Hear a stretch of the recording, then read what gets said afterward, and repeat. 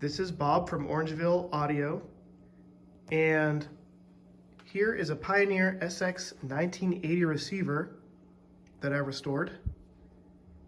It's in great shape, and today we're going to go over its performance through a signal generator, an oscilloscope, and a dummy load. I have it connected to an isolation transformer, and I also have a set of FM antennas out back here, the white and the black wire. So let's get started. Everything right now is off. Speakers are off. There is no input selected. We have the volume all the way down. Step one is to turn it on. After about 6 seconds, the relay clicks. That delay is the soft start operating correctly. And as you heard, it takes about 5 or 6 seconds. It goes a little bit quicker when it's actually plugged into the wall, but I have it going through the isolation transformer. Long story short, the large inrush of current dips the voltage, so the soft start takes a little bit longer in this scenario. So when you have it plugged into a wall, it really should take between like 4 to 6 seconds or so for the relay to click. All right, if you've never used one of these 1980s before, you have 3 sets of speakers to pick from: high and low filters, FM controls. Here are your input selectors: FM, AM, aux, Phono 2, Phono 1. This is where you set your Phono 1 cartridge loading. Most of the time, 250 is where we leave these settings. You have a muting switch, volume, balance, controls for the tape loops, stereo to mono, a loudness switch, and then a full-featured tone section here with 2 turnovers for bass, 2 turnovers for treble, and then also a defeat switch. So basically, when the tone switch is off, this whole section is off. When the tone switch is on is when you can actually use these. And of course, the power switch. Okay, I'll let it sit here for just about a minute. Let's go ahead and get started with the testing. So again, the volume is down. And the first thing I'm going to do is turn on the signal generator. Right now it's connected directly to the auxiliary input. So we're going to hit speaker 1. Speaker 1 lights light up. We're going to go to aux. And as I turn up this volume knob, we should see a sine wave appear on the oscilloscope. All right, we only see one color of the sine wave because both channels are on top of themselves. So what I'm doing right now is adjusting the balance right and left. And as you do that, if I can get it all in the shot, the 2 signals you can see are right on top of themselves. As you turn up the volume, the amplitude on the scope goes up as well. And we have a nice clean sine wave for both channels. Let's go over the tone section. There's no good way to prove that a tone section works by listening to audio via a phone. So what we're going to do here is change the waveform from a sine wave over to a square wave. So now when we turn the volume up, we see the picture looks a lot different right now. So instead of having a nice sine wave, we have a left and right channel square wave. And if we want to show what the curves of the tone switch do, we would turn tone on.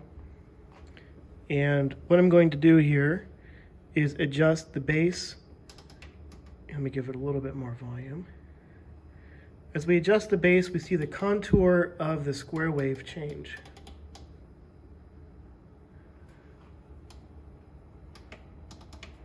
And then here's the treble. So the way it manipulates the frequencies in the crossover section is how it changes the shape of the square wave. And again, that only works when the tone switch is on. When you turn this tone switch off, everything goes back to normal again. All right, let's go back to sine wave and a sine wave. So now we're back to where we started.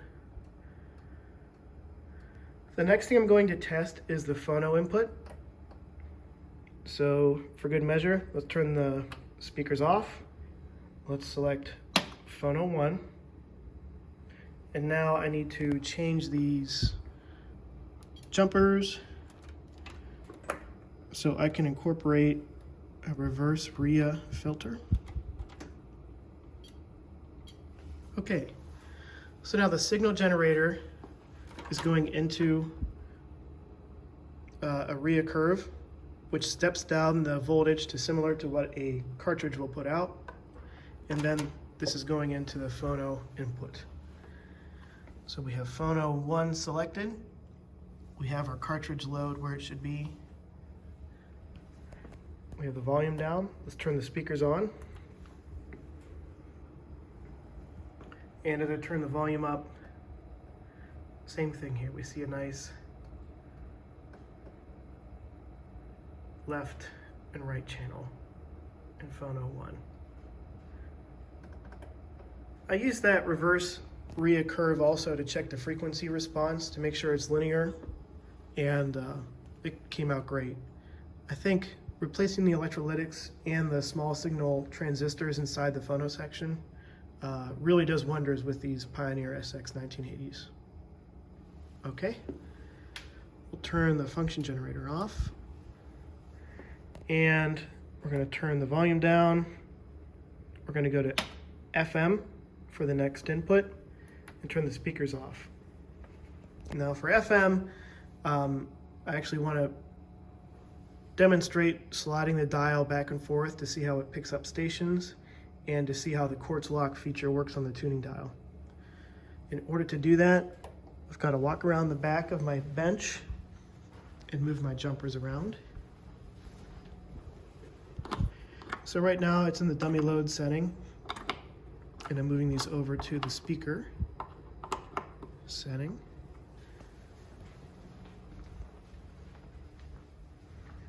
So now we're on FM. We have speakers connected. Oh, and for the antenna. So this will work really, really well with a good FM antenna. But what I wanted to show this morning is just the overall function of the FM section. Those are just pieces of number 14 copper bent in a quasi-dipole configuration, but a real FM antenna really will make this tuner incredibly sensitive. So we're in a basement in Northeast Ohio. There's not many good FM stations, so we're just gonna scan through and see what we could find. The first thing to note in the FM tuner, if you're not familiar with these, is, oh, we already have a station. Let me find a spot that's not a station here. Okay, if you select muting off, basically the receiver will work like most people are used to. So as you travel through the stations, you'll hear static. But if we turn muting off back to the off position, okay, so muting means it's quiet, so muting off, you leave it out. It's a little bit confusing, but you could see there's no volume, there's no noise in between stations. And as you scan through, largest provider, it'll be quiet until you get to a station. So let's use this one as an example. As you get close to it, the muting will open. Now you can see we're not in the center of the station yet. So let's go up a little bit. This isn't a very strong signal. There we go. So the quartz locked feature basically means you're dead center in the middle of the frequency. And you can notice how the light changes it will automatically sense your finger as it touches the tuning dial and then bring it back into quartz locked. Just the capacitance of your body as you touch this dial changes the tuning of the FM section. So that was a way for Pioneer to take that out of the equation. It's like the tuner knows when you're affecting the receiving frequency or not. It needs to be your jeweler. Okay, that's the same channel. Let's find another one. There we are. So we're outside. It's barely there. Let's go to the center of the band. There we go. You can see it senses your finger as it touches this big aluminum knob. It's really impressive how good it works. Very, very quick too. Then all the way at the bottom of the dial, I have a really distant station that barely comes in. Let's see if we can get it. It's usually hard to get. Oh, got it. So this is at the bottom of the tuning scale. We were up at the top earlier. We have quartz locked, and the fine tuning works here as well. Perfect. And just to prove, you could leave the tuning muting off and just go through all the stations like most people are used to. You know, it's kind of nice to keep it quiet in between stations, but at the same time, I find it easier to find stations with the muting off, because you can kind of hear with your ear when you're getting close to a station. Yeah, I know, at least in my neck of the woods, most people don't listen to FM anymore, but there are some that do. And if I was going to look for a receiver that could receive FM and do everything, I mean, this is the best one I've ever used. I have had the Sansuis and the Marances, and they're good receivers as well. There's nothing wrong with any of them. But my personal preference is I like the 1980 the best out of all of them. I think the way the faceplate is built, the way the inside's laid out, the FM tuner is incredible, and the overall design of the 1980, I just don't think it can be beat. In this light, it's tough to make out some of the details, but when the lights are off and the faceplate is lit up, the way the light shines off of the indices and plays with like the different finishes inside the dial, it's really something you have to see to appreciate. Even how the signal and tuning meters look like crystal, how they stick out of the faceplate behind the main glass. It's little details like that where Sansui and Marantz just didn't compete. Just great equipment overall, but the fit and finish mechanically just wasn't there for the other companies.